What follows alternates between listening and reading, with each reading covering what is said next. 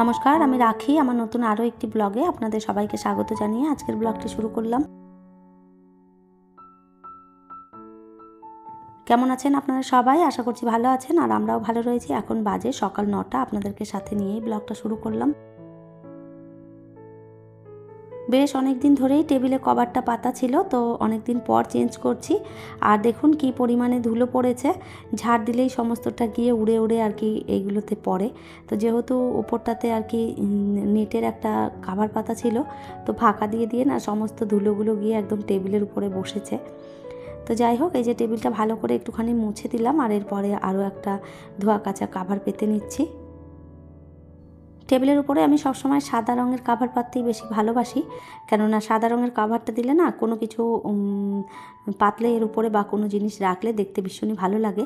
সাদা কভারের সাথে যে কোনো রান্নার দিলেই ফুটে ওঠে, যে কারণে কভারগুলো আমি সবসময় সাদা কেনারই চেষ্টা করি। আর এই তো সুন্দরভাবে টেবিল রান্নারটাও পেতে নিয়েছি। যে কোনো জিনিস সাজিয়ে গুছিয়ে রাখলে দেখতে বেশ ভালো লাগে। তো এই যে সুন্দরভাবে টেবিলটা গোছানোর পর দেখুন টেবিলটা দেখতে সুন্দর লাগছে, মনে হচ্ছে যেন পুরো ঘরটার লুকটাই বদলে গেল। আর এই তো সোফাটাও একটুখানি ভালো করে ঝেড়ে নিয়েছি, টি টেবিলটাও মুছেছি, এই দিকটা সমস্ত গুছিয়ে ফেলেছি। আর এরপর চলে এলাম বেডরুমে।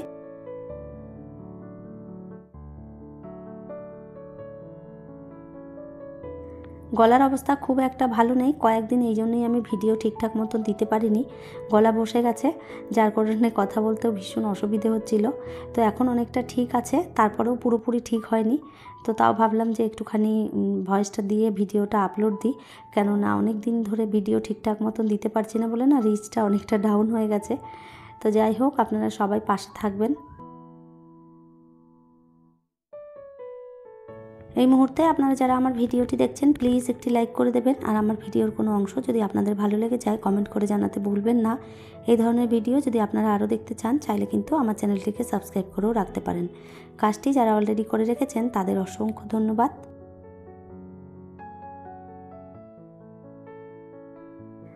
হোলি খেলার দিন গিয়ে বিবেক ওখান থেকে একটা চরকি কিনে নিয়ে এসেছিলো, আর ওই চরকিটা দিয়ে খানিকক্ষণ খেলা করেছে। তারপরে এই যে বাদিয়ে দিয়েছে একদম সেই জানালার উপরটাতে, বেশ সুন্দর হাওয়াতে নড়ছে, দেখতে কিন্তু বেশ ভালো লাগছে।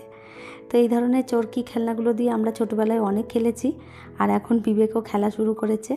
তো যাই হোক, বিছানার চাদরটা সুন্দরভাবে পেতে গুছিয়ে নিলাম, আর এরপরে টুকটাক যা কাজকর্মগুলো আছে সেইগুলো গুছিয়ে নেব। আর এই তো সমস্ত কাজ আমার হয়ে গেছে প্রায় কমপ্লিট। এরপরে একটুখানি ঘরটা ঝাড়ু মেরে মুছে নিলেই বাসি কাজ হয়ে যাবে। তো সকালবেলায় উঠেও টুকটাক করেছিলাম, আর যেইটুকুনি বাকি ছিল সেগুলো এই যে সব গুছিয়ে নিলাম। রূপা দেবী অফিসিয়াল থেকে একটা বোন কমেন্ট করেছে, বান্ধবীদের সাথে হোলি খেলার একটা আলাদাই আনন্দ, খুব ভালো লাগলো। থ্যাংক ইউ বোন, এভাবেই পাশে থেকো। এত সুন্দর একটা কমেন্ট করার জন্য অসংখ্য ধন্যবাদ।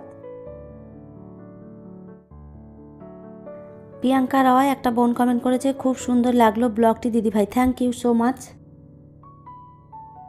প্রীতিশ ব্লগ থেকে একটা বোন কমেন্ট করেছে, খুব সুন্দর হয়েছে দিদিভাই, থ্যাংক ইউ সো মাচ বোন, এভাবেই পাশে থেকো।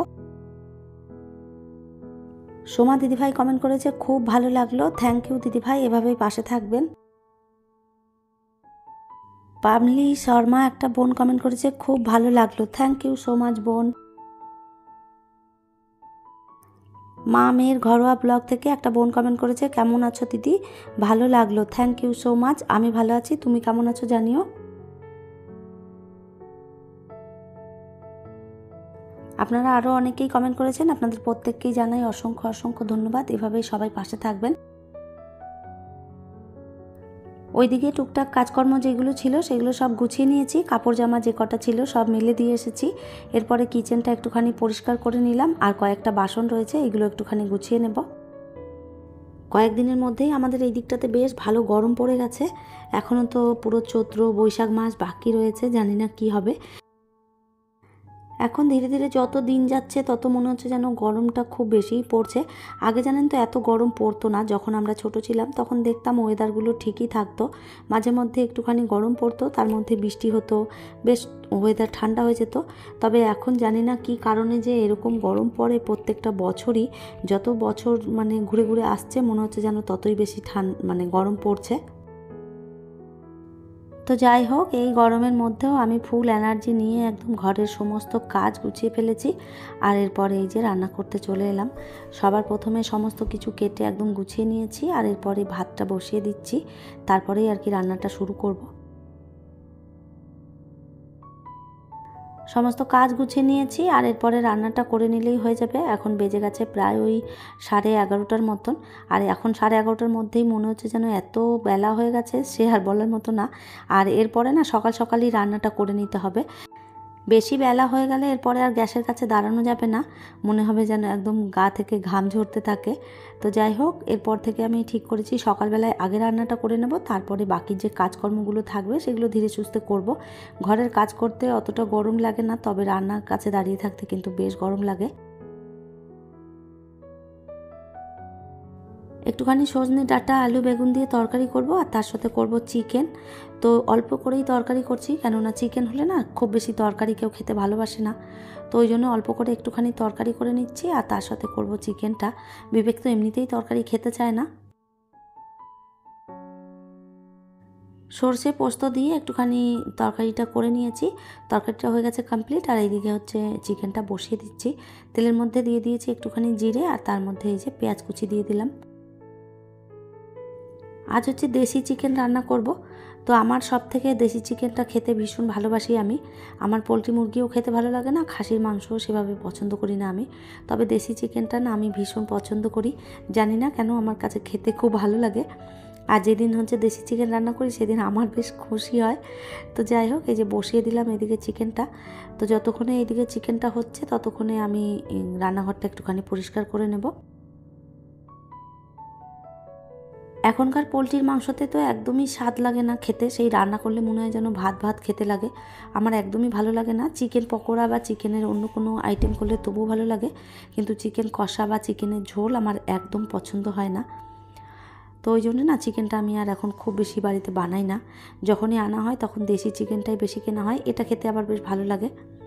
তো যাই হোক, এদিকে ভালো করে কাউন্টার টপটা মুছে নিয়েছি, আর রান্নাটা ওইদিকে আমার হয়েও গেছে কমপ্লিট। আর এইদিকে বাসনগুলো এরপরে মেজে নিচ্ছি। একটা একটা বাসন জমতে জমতে একদম এক বেসিন বাসন জমা হয়ে যায়। রান্না করতে এলেই এরকম বাসন হয়। তো ওই জন্য ভাবলাম আগে বাসনটা ধুয়ে নিই, কেননা এরকম যদি বাসন থাকে বেসিনে দেখতেও বাজে লাগে, আর তার সাথে সাথে কাজ করতেও ভীষণ অসুবিধে হয়। তো বাসনগুলো মেজে নিয়েছিলাম, আর এরপরে এই যে ধুয়ে নিচ্ছি। বাসনগুলো ধুয়ে রেখে তারপরে যাব আমি স্নান করতে। সমস্ত কাজ হয়ে গেছে আমার কমপ্লিট। স্নানটা করে নিলেই হয়ে যাবে। স্নান করব, ঠাকুর পুজো করব, তারপরে আর কি খেতে বসে পড়বো আমি আর বিবেক। তো এই যে রান্না তো দেখিয়ে দিলাম আপনাদের কি কি রান্না করেছি, আর এইদিকে স্নানটাও করে নিয়েছি। এরপরে একটুখানি রেডি হয়ে তারপরে যাব আমি আর কি পুজো করতে। আর বিবেক আর আমি দুজনে খেয়ে নেব, বিবেকেরও খিদে পেয়েছে। এই ভিডিওগুলো না অনেক দিনকার আগেকার ভিডিও, তালগোল পাকিয়ে গেছে, কেননা অনেক দিন তো আর ভিডিও ছাড়া হয়নি, রেগুলার ভিডিও এখন দিতে পারছি না। তো বিবেকের বাবা এর মধ্যে কিন্তু চলেও গেছে, হোলিতে এসেছিল। তো হোলিতে 2-3 দিন ছুটি নিয়ে আর কি এসেছিল। তো এইগুলো তো একদম হোলি পেরিয়ে 2-3 দিন পেরিয়ে গেছে। বিবেকের বাবাও কিন্তু চলে গেছে, আর এটা হচ্ছে বিবেকের বাবা চলে যাওয়ার পরের আর কি ভিডিও। তো যাই হোক, এই যে সমস্তটা গুছিয়ে নিয়ে এরপরে যাচ্ছি ঠাকুরকে একটুখানি ধূপ দেখিয়ে দেবো। আর এই তো ঠাকুরকে ধূপ দেখিয়ে তারপরে আমি আর বিবেক দুজনে খেতে বসে পড়লাম। তাহলে চলুন, আমার আজকের ভিডিওটা এই পর্যন্তই। ফিরবো নতুন ব্লগ নিয়ে, ততক্ষণের জন্য সবাই ভালো থাকবেন, সুস্থ থাকবেন। আবারও দেখা হবে নতুন একটি ব্লগে।